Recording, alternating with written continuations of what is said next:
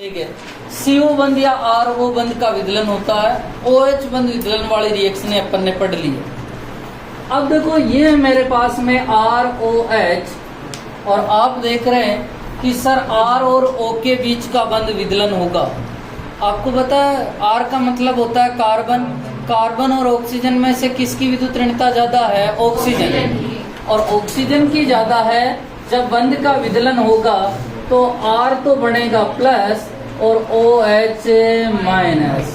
R plus जो होता है ये कार्बोदनाइन होता है। क्या होता है? कार्बोदनाइन। और आपको पता है अब मैं कार्बोदनाइन के हिसाब से बात करूं तो अल्कोहल की जो क्रियाशीलता का क्रम होता है, अल्कोहल की क्रियाशीलता का क्रम, ठीक है, क्रियाशीलता का क्रम देख लेते हैं कि अल्कोहल की क्रियाशीलता का क्रम क्या होगा। ठीक है, देखना ये एक होता है कार्बोदनाइन जो होता है वो होता है 3 डिग्री। क्या होता है? 3 डिग्री कार्बोदनाइन। एक कार्बोदनाइन जो होता है वो 2 डिग्री कार्बोदनाइन होता है और एक कार्बोदनाइन जो होता है वो कितने डिग्री होता है? 1 डिग्री। मैंने इसको 3 डिग्री कार्बोदनाइन कहा है, इसको 2 डिग्री और इसको कहा है 1 डिग्री। ठीक है, मुझे कोई कह दे कि सबसे ज्यादा क्रियाशील कौन सा होता है तो मुझे कार्बोदनाइन में सिखाया गया है कि 3 डिग्री सबसे ज्यादा होता है, फिर 2 डिग्री और फिर 1 डिग्री। ये 3 डिग्री, 2 डिग्री और 1 डिग्री, और इसीलिए 3 डिग्री कार्बोदनाइन सबसे ज्यादा क्रियाशील होता है और इसीलिए 3 डिग्री अल्कोहल भी सबसे ज्यादा क्रियाशील होता है, फिर 2 डिग्री और फिर 1 डिग्री। तो ध्यान रखना। और 3 डिग्री कार्बोदनाइन इसलिए ज्यादा स्थायी होता है क्योंकि कार्बोदनाइन है और धनाइन को ज्यादा देने वाले चाहिए क्योंकि इसका अष्टक अपूर्ण होता है। यहाँ 3 डिग्री में 3 देने वाले समूह हैं, जबकि जो है 2 डिग्री में केवल और केवल कितने दोने? 2, और 1 डिग्री में 1। ठीक है, नेक्स्ट बात करते हैं कि सर इसमें कौन सी रिएक्शनें होगी। ठीक है, अब देखो एक होती है, पहली जो रिएक्शन होती है वो होती है HX के साथ क्रिया, HX के साथ क्रिया। ठीक है, ROH की क्रिया मेरे को HX के साथ में करवानी है। आपको खुद को पता है कि अपन बंद वियोजन पढ़ रहे हैं, O पे तो माइनस और R पे प्लस।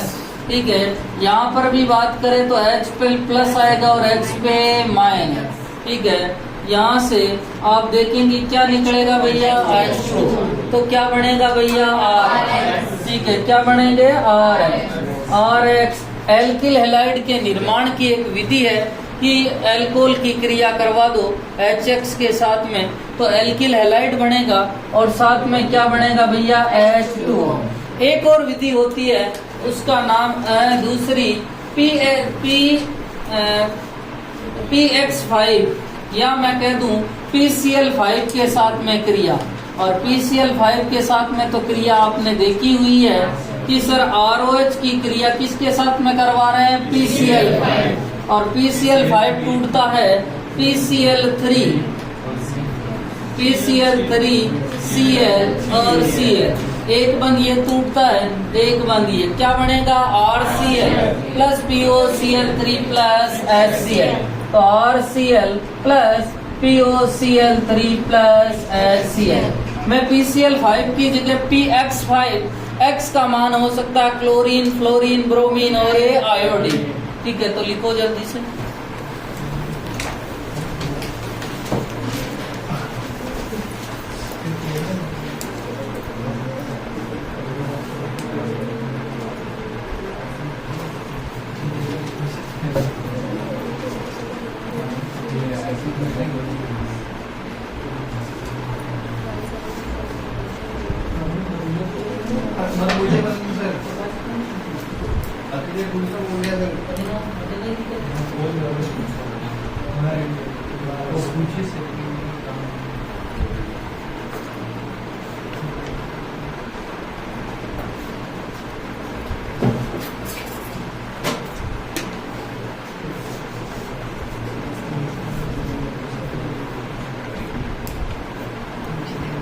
आशीष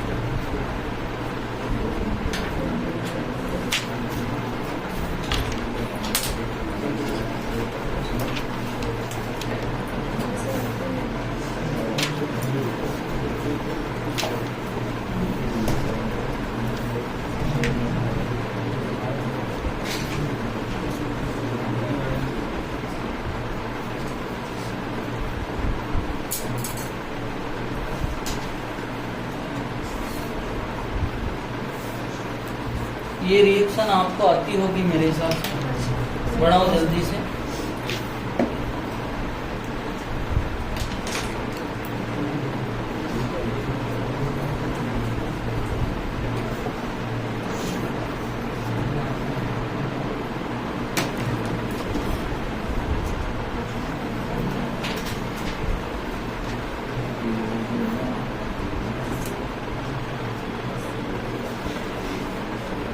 पूरी करें ना।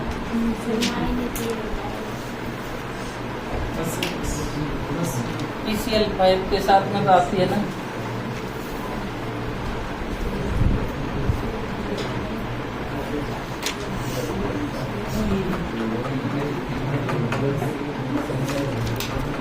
अरे ये पूरी कर लोगे क्या?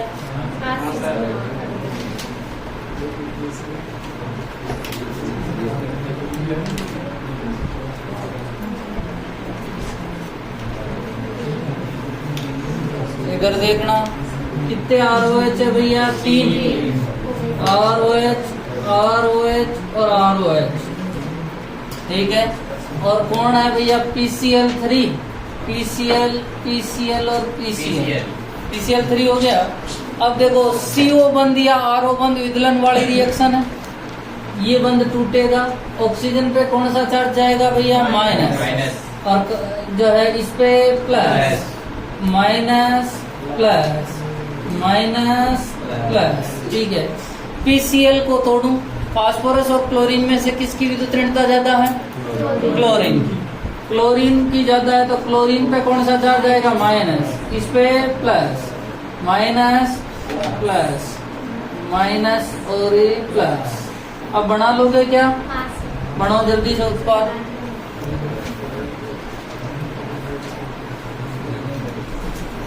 बनाओ जल्दी से उत्पाद।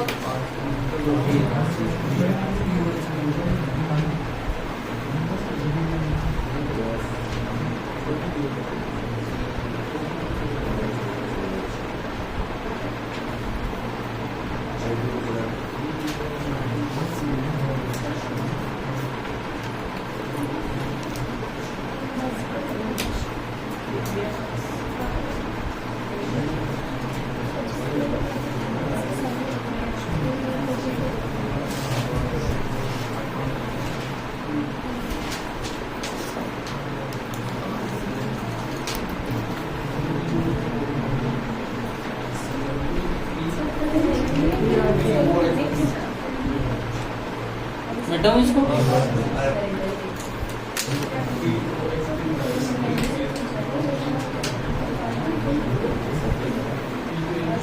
हाँ, 3 रिएक्शन हो गई है। 4 रिएक्शन हो गई या 3? HX के साथ में PCl5 और PCl3। चौथी रिएक्शन लिखना निर्जलीकरण रिएक्शन। निर्जलीकरण। और निर्जलीकरण का मतलब होता है H2O का निकलना। ठीक है, H2O का निकलना। अब देखना इधर, मेरे पास में 2 रिएक्शनें हैं, CH3CH2OH। ठीक है। और एक मेरे पास में है CH3CH2OH।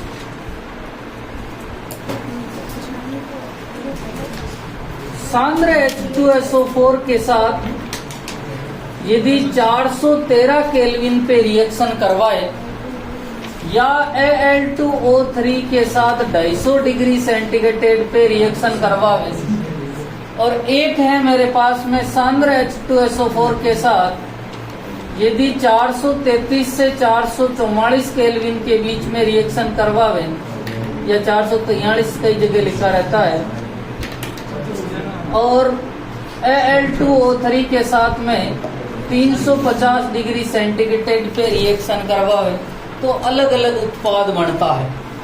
मेरे पास में दोनों ही एल्कोहल है।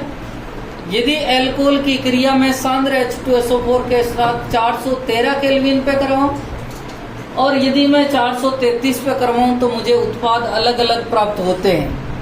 413 डिग्री सेंटीग्रेड पे करवाने पर ईथर प्राप्त होता है CH3CH2OCH2CH3 जिसे ईथर कहा जाता है और साथ में निकलता है H2O, जबकि सांद्र H2SO4 के साथ में रिएक्शन करवाने पर यहाँ से H2O निकलता है और आप देखते हैं कि एल्कीन का प्राप्त होती है CH2 डबल बॉन्ड CH2, अर्थात क्या प्राप्त होती है एल्कीन, और साथ में क्या प्राप्त होता है H2। ठीक है, इसकी अपन मैकेनिज्म देखते हैं। ठीक है, कि इसकी क्रियाविधि किस प्रकार होती है। इसकी जो क्रियाविधि होती है वो 3 पदों में होती है। कितने पदों में होती है? 3 पदों में होती है। फर्स्ट जो पद होता है वो कहता है प्रोटोनित एल्कोहल का निर्माण, प्रोटोनित एल्कोहल का निर्माण। और प्रोटोनित का मतलब होता है H प्लस का जुड़ना। किसका जुड़ना भैया? H का। प्रोटोनित, और प्रोटोन होता है H प्लस। आपको पता है कि हाइड्रोजन, अब देखो इस हाइड्रोजन की बात करूं तो इसका अणुभार भी परमाणु भार 1 होता है और परमाणु क्रमांक भी 1 होता है। इसमें प्रोटॉन की संख्या कितनी होती है? 1। न्यूट्रॉन की संख्या कितनी होती है? 0। न्यूट्रॉन की संख्या कितनी होती है? 0। और इलेक्ट्रॉन की संख्या कितनी होती है? 1। यदि मैं इसमें प्लस लगा दूं तो यहाँ क्या हो जाएगा? माइनस। और इलेक्ट्रॉन कितने हो जाएंगे? 0। H प्लस में केवल और केवल 1 प्रोटॉन शेष रहता है और इसीलिए इसे प्रोटोनित एल्कोहल कहा जाता है। क्या कहा जाता है? प्रोटोनित एल्कोहल। अब प्रोटोनित एल्कोहल बनता कैसे है वो समझना। एक बात ये भी ध्यान रखना, जब भी अपन उपसहसंयोजक बंध बनाते हैं और उपसहसंयोजक बंध को सहसंयोजक बंध में कन्वर्ट करते हैं तो ध्यान रखना दाता पर तो प्लस आता है और ग्राही पर माइनस आता है। जब भी मैं उपसहसंयोजक बंध को सहसंयोजक बंध में कन्वर्ट करूंगा तो दाता पे प्लस और ग्राही पे माइनस आ जाएगा। ठीक है, दूसरी बात ये भी है कि जब निकट स्थित परमाणुओं पर एक पे प्लस हो और एक पे माइनस हो तो आप उसको सहसंयोजक बंध में कन्वर्ट कर सकते हैं। ठीक है, जब भी A प्लस और B माइनस तो आगे जाकर मैं कह सकता हूँ और A और B क्या बना सकते हैं? बंध बना सकते हैं। 2 बातें जरूर ध्यान रखना, कब जब निकट स्थित परमाणुओं पे धनायन और ऋणायन हो तो वो सहसंयोजक बंध का निर्माण करेंगे।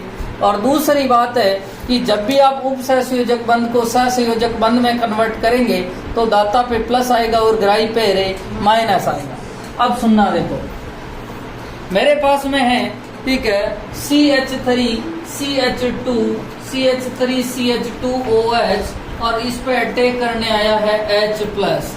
ठीक है, क्योंकि सांद्र H2SO4 टूटता है H प्लस और HSO4 माइनस के रूप में। ठीक है, H प्लस आया है और H प्लस अम्लीय माध्यम है इसलिए H प्लस दे रहा है। अब ऑक्सीजन वर्ग 16 का सदस्य है और वर्ग 16 के बाह्यतम कोश में कितने इलेक्ट्रॉन होते हैं? 6। ठीक है, 6 इलेक्ट्रॉन में से एक इधर बंद बना रखा है और एक इधर बंद बना रखा है। कितने लोन पेयर बाकी है भैया? 2 लोन पेयर। इस H प्लस ने कहा मैं भी आपके साथ में बंद बनाना चाहता हूं, तो ऑक्सीजन ने कहा अपने पास में क्या उपस्थित है भैया? Lone pair. और तेरे पास में कक्षा खाली है क्योंकि हाइड्रोजन का इलेक्ट्रॉनिक विन्यास 1s1 होता है और 1s में 1 इलेक्ट्रॉन है। पर जब H प्लस बना देते तो ये इलेक्ट्रॉन भी खत्म हो जाता है, अर्थात आपका कक्षक खाली है और खाली कक्षक में इलेक्ट्रॉन दे सकते हैं। H प्लस के साथ में ये ऑक्सीजन बंद बनाएगा और बंद बनाएगा CH3 CH2OH।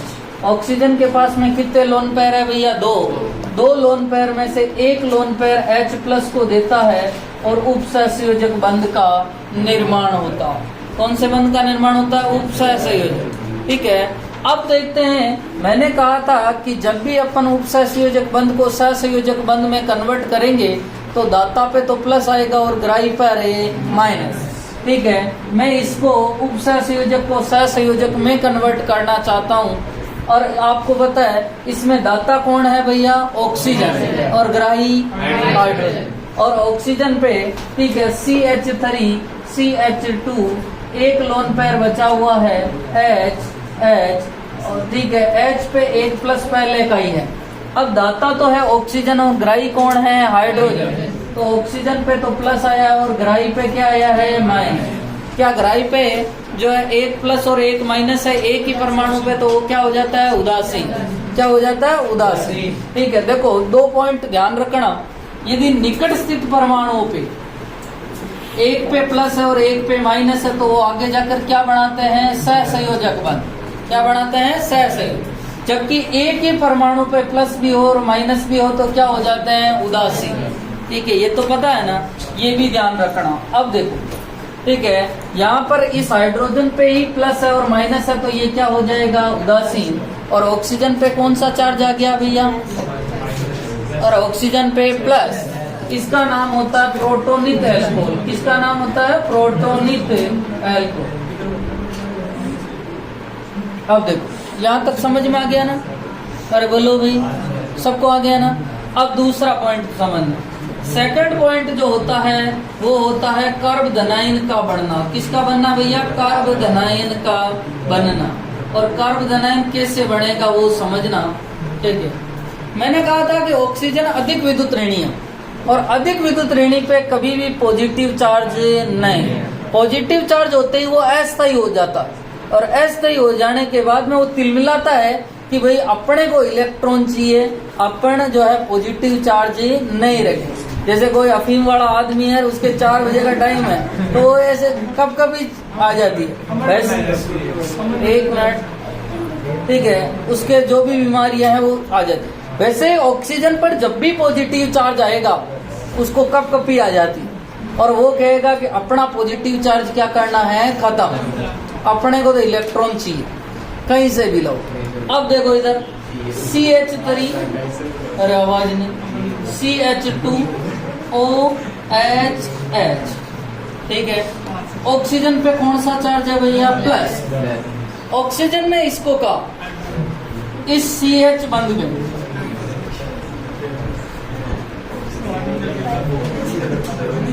अरे 1 मिनट, यहाँ इस बंध में कितने इलेक्ट्रॉन है भैया, 2। एक तो ऑक्सीजन का है और एक किसका है, कार्बन का। ऑक्सीजन ने कहा अपना पॉजिटिव चार्ज खत्म करना है, एक इलेक्ट्रॉन तो मेरा है और एक इलेक्ट्रॉन किसका ले लूंगा, कार्बन का। इसने इस बंध के दोनों इलेक्ट्रॉन ऐसे ले लिए, ठीक है। और आपको पिछले साल पढ़ाया हुआ था समांश और विषमांश विखंडन। समांश विखंडन जब भी दोनों परमाणुओं के बीच में होता है, ठीक है, एक इलेक्ट्रॉन इस पे जाता है और एक इलेक्ट्रॉन इस पे जाता है, जिसके कारण दोनों पे मुक्त मूलक का निर्माण होता है। यदि यही विषमांश विखंडन होता तो जिसकी विद्युत ऋणता ज्यादा होती है उस पे चला जाता है, और विषमांश विखंडन में तीर का निशान ऐसे होता है, ठीक है, जिसके कारण अधिक विद्युत ऋणी परमाणु पर तो नेगेटिव चार्ज, क्योंकि एक दूसरे का ले लिया उधार तो नेगेटिव, और इस पे क्या आ जाता है, पॉजिटिव। अब देखो 1 मिनट, यही यहाँ पर विषमांश विखंडन हो रहा है। बंध के दोनों इलेक्ट्रॉन कौन ले रहा है भैया, ऑक्सीजन। कौन ले रहा है, ऑक्सीजन। तो ये स्थिति बनेगी, कार्बन पे तो प्लस आ जाएगा और ऑक्सीजन पे क्या आ जाएगा, माइनस। तो देखो CH3 CH2 और ये क्या हो जाएगा, प्लस। क्या बनेगा भैया, प्लस, यही बनेगा, ठीक है। और साथ में OH, एक लोन पेयर है, पहले एक लोन पेयर और आ गया। पहले कौन सा चार्ज था भैया, प्लस, अब कौन सा चार्ज आ गया, माइनस। और प्लस और माइनस क्या हो जाएंगे, 1 ठीक है, अर्थात H2O निकल गया। इससे क्या कहते हैं भैया, कार्बोधनाइन। क्या कहते हैं, कार्बोधनाइन। और कार्बोधनाइन कितने प्रकार के होते हैं, 3 डिग्री, 2 डिग्री और 1 डिग्री। और सबसे ज्यादा कार्बोधनाइन कौन सा स्टेबल होता है, 3 डिग्री। तो ध्यान रखना, अभी मैं निर्जलीकरण की क्रियाशीलता का क्रम लिखूंगा तो 3 डिग्री को सबसे ज्यादा स्टेबल करूंगा, और इसलिए स्टेबल होगा क्योंकि 3 डिग्री कार्बोधनाइन सबसे ज्यादा स्टेबल होगी। ये कितने डिग्री कार्बोधनाइन, 1 डिग्री। तो यहाँ तक लिखो। अरे भाई 2 पॉइंट तो समझ में आ गया ना। तीसरा पॉइंट बता रहा हूँ, एल्किल का बनना।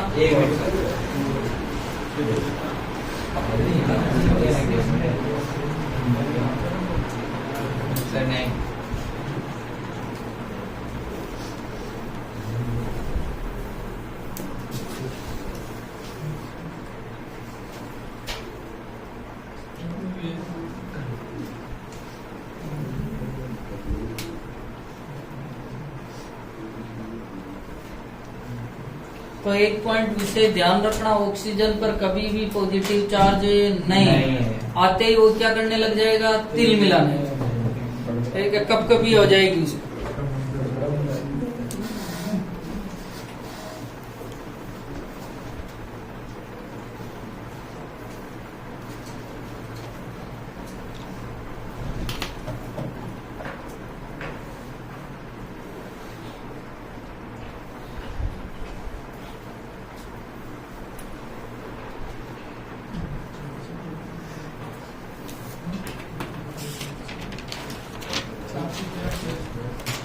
ऊपर वाला 413, नीचे वाला 433 से 443।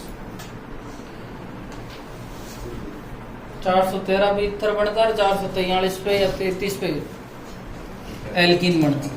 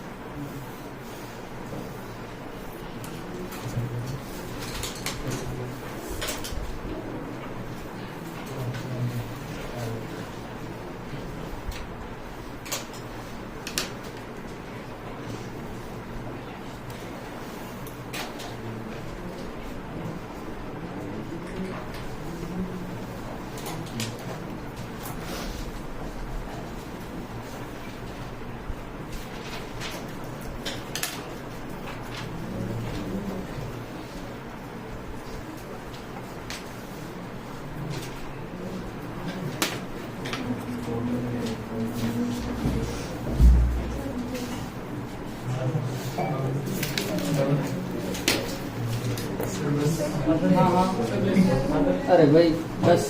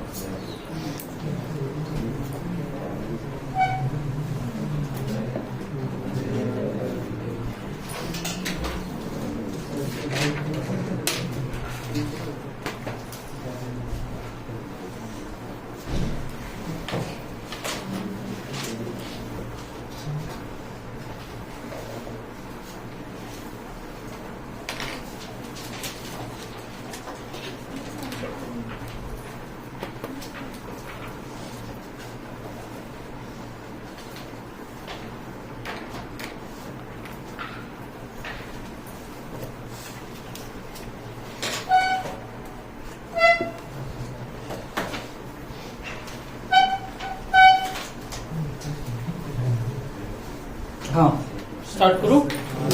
तीसरा पॉइंट है कार्बोनाइन से क्या बनेगा भैया, एल्कीन। इधर देखो अपने पास में आया है CH3 CH2 प्लस है ना, CH3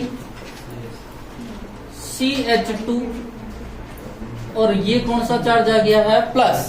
अब देखो एक मिनट, यहां से अपने को H प्लस निकालना, क्या निकालना भैया, H प्लस।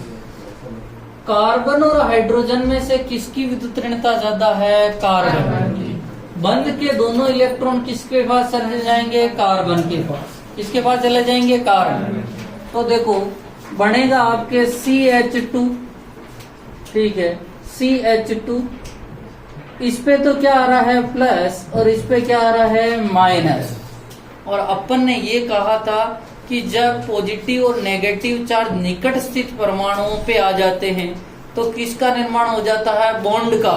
अर्थात ये एक सहसंयोजक बॉन्ड बना लेते हैं, साथ में H प्लस निकलेगा, ये बनाएंगे देखो CH2 डबल बॉन्ड CH2।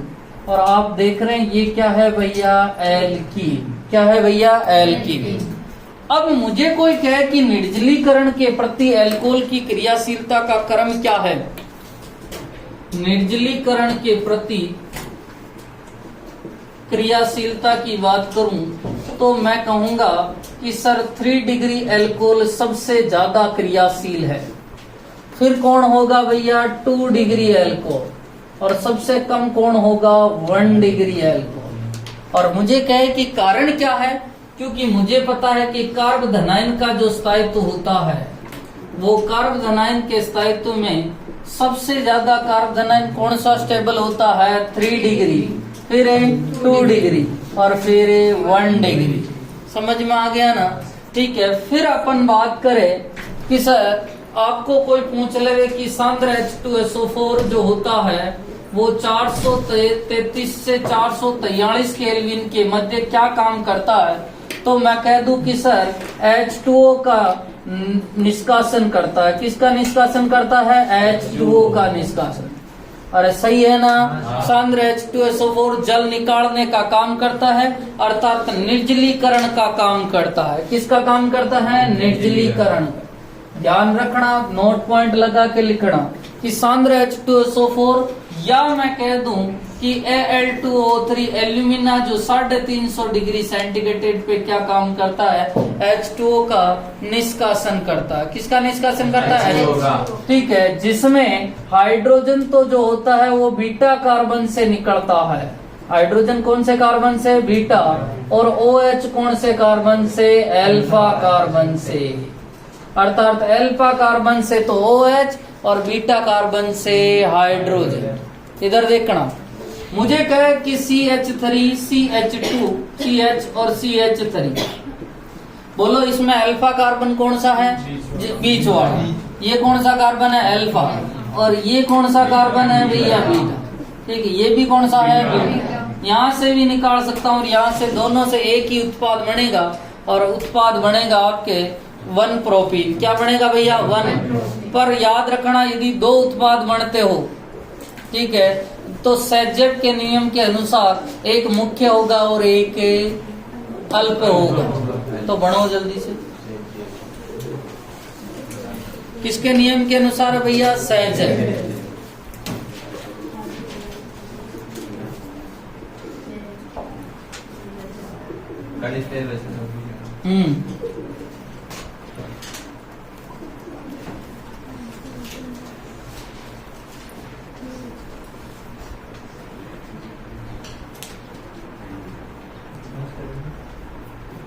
एक क्वेश्चन है, मैं क्वेश्चन लिख रहा हूँ, ठीक है। इसका आंसर आपको घर से बना के लाना है, ठीक सर।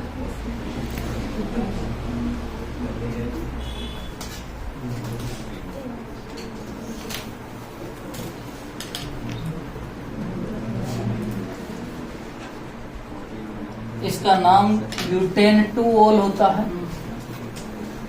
और इसकी क्रिया अपन करवा रहे हैं सांद्र H2SO4 के साथ 433 से 43 के लिए।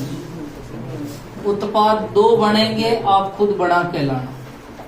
एक मुख्य उत्पाद होगा और एक अल्प उत्पाद। जैसे अपन ने पहले भी विहाइड्रो हेलोजनीकरण रिएक्शन देखी थी, वहां 1 ब्यूटीन और 2 ब्यूटीन बनते थे, वैसे